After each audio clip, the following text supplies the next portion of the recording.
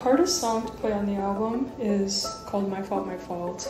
I wrote it when I was really trying to learn piano. That song is in 6/8 and it kind of contrasts the vocal melody, so in preparation for the live videos and for recording that song in general, I was practicing every day to a metronome. I never really had to prepare in that way for anything. Like, it's always just been me playing an instrument catered to my voice and the techniques I use, and so that was very out of my element, and so it was good for me to push myself. What I hope people take away from my music is a sense of empowerment and catharsis, because for me, I think it acts in a similar way. It's helped me process a lot of memories and difficult emotions, and so I hope it does the same for other people. In this record, the title is very much kind of referring to walking away from circumstances that are harmful or volatile, and I think it was really helpful for me to write about, and so yeah, I hope that people can relate.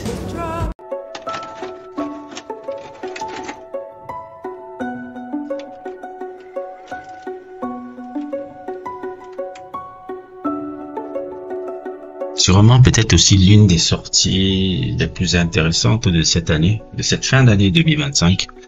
When You Are Leaving de Nosso. Je remercie encore mon ami Zanzo qui apparaît sur l'écran là, qui me l'a fait découvrir, je sais plus comment dire en français et tout. Et cet album là transpire la sincérité, cet album transpire la vulnérabilité, cet album là transpire beaucoup de très belles choses un peu, hein, quand vous avez pu le voir un peu sur l'intro que je vous ai proposé là. Nosso, je connaissais pas du tout avant octobre 2025, et comme je vous l'ai dit, mon ami Zanzo me l'a proposé un peu là, m'a envoyé un son qui était Nasa c'était Nara ou Nara, oui, ce son c'était Nara je pense, et le son Nara et tout, c'était d'abord un EP qu'elle a sorti de 4 titres et tout, et après ça en suivi l'album, c'est son deuxième album après Still Proud of Me qui était sorti en 2022, que j'ai suivi aussi avant de suivre l'album, qui était tout aussi bien, mais son deuxième When You Are Leaving qui est beaucoup marqué un peu par sa transition un peu, comme elle est queer maintenant, elle est passée femme à homme, comme vous pouvez le voir un peu, et tout l'album parle un peu de cette transition un peu on dirait un peu ce mal-être, ce questionnement un peu sur quelle est un peu la fonction, quelle est un peu notre masculinité, etc. et tout dans cet univers. Moi j'ai souvent envie de dire, qu'importe un peu comment on voit ces gens-là, qu'importe comment on voit un peu les personnes non binaires, les queers, les gays, les trans, tout ce que vous voulez là, un peu là, qui est en Afrique un peu, peut paraître un peu dérangeant. En Afrique un peu, bon, je dois vous avouer, dans le continent africain, c'est pas bien reçu, hein, les gars comme moi qui s'en foutent là, je m'en fous que tu sois cuir, tant que tu es une bonne personne pour moi. Je m'en contre fou, moi, si tu es homosexuel, tu es truc, pour moi, c'est des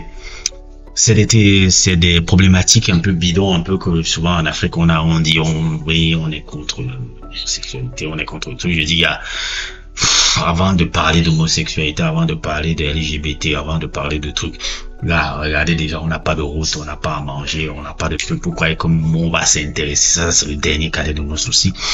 Tu vois un peu, c'est souvent ce que je dis souvent aux gars qui sont là, anti-trans là. Moi je dis souvent, les mecs, c'est le dernier cadet de nos soucis qu'on doit se concentrer sur ça, parce que, gars, on n'a pas à bouffer.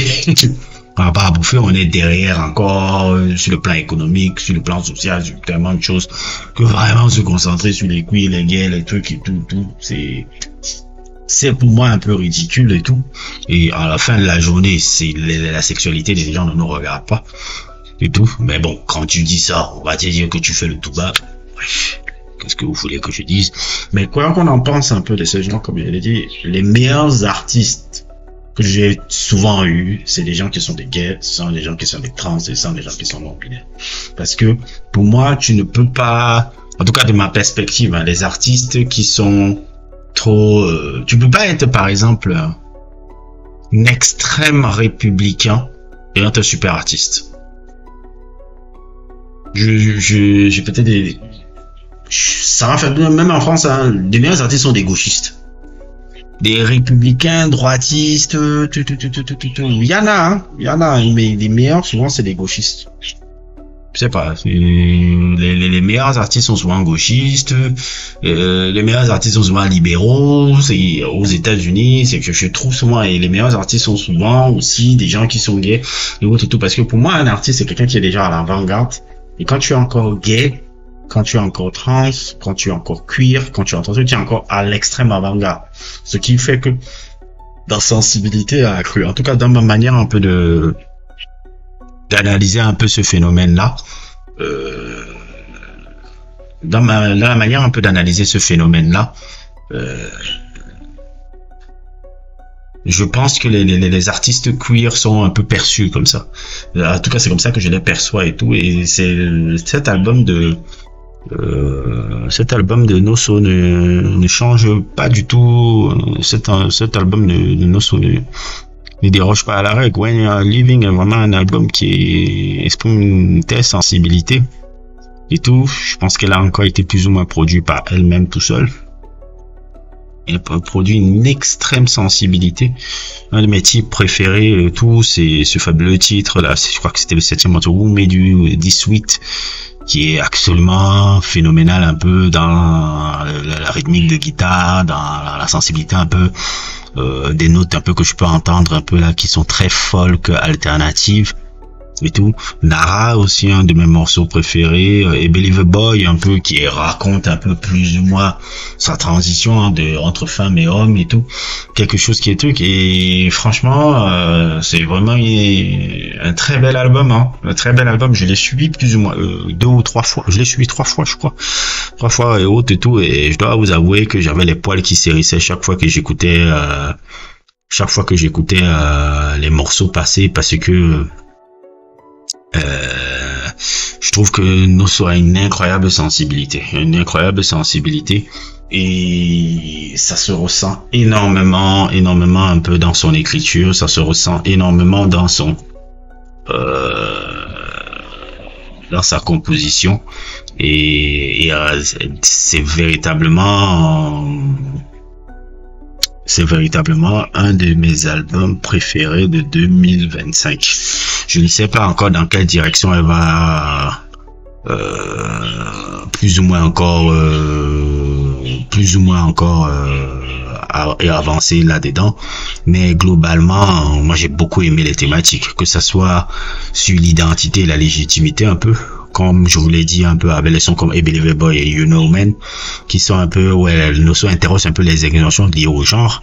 Il y a aussi les relations et la vulnérabilité dans Hurt Me Again, I'm Trying Again et Sugar, qui parlent de la peur d'aimer, du besoin d'être vu pour ce qu'on est vraiment. L'amour est décrit comme une zone à la fois douce et dangereuse où la tendresse se heurte par la peur du rejet. Il y a comme une sorte de fil conducteur d'intimité maladroite, de communication imparfaite et d'authenticité émotionnelle. Et plus ou moins aussi elle, comme vous l'avez vu à l'intro, le titre Ma faute, qui évoque un peu la nostalgie domestique, les liens familiaux complexes et les poids du non-dit. L'album succès, vraiment un regard tendre et lucide sur le passé, avec une écriture quasi cinématographique pleine d'états sensoriels et de silence lourd. Donc on a vraiment à faire un truc un peu même qui peut rappeler même un peu dans l'influence sonore Surface Stevens ou Japan Breakfast. Je sais pas si je l'ai déjà parlé de Surface Stevens dans les live talk épisodes que je vous fais avec Zanzo. Je pense qu'on a souvent évoqué ce nom, mais on n'a jamais voilà, je peux que si je me dis voilà, c'est exactement ce que je cherchais. S'il faut comparer cet album là, à une moindre mesure, il faut le comparer à l'album Carrie and Lowell de Surface Stevens. Plus ou moins.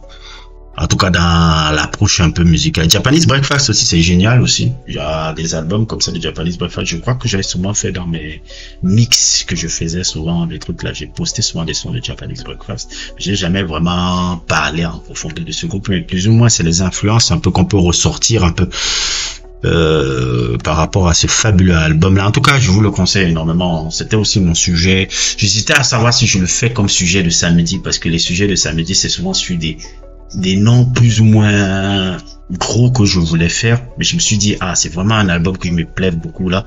Je me suis dit, ok, ça va être mon sujet de samedi là, peut-être pour clôturer un peu, participer un peu à la clôturation un peu du mois de novembre avec cet album là. Je vous le conseille énormément, allez l'écouter when you are living. En tout cas, pour ceux qui sont fans de folk, dream pop, indie pop et tout ça là, avec une écriture très sensible ou quelque chose comme ça, une voix magnifique. N'hésitez pas à écouter le dernier album de Nosso, When You Are Living. N'hésitez pas à liker, n'hésitez pas à nous abonner, et à plus pour d'autres aventures.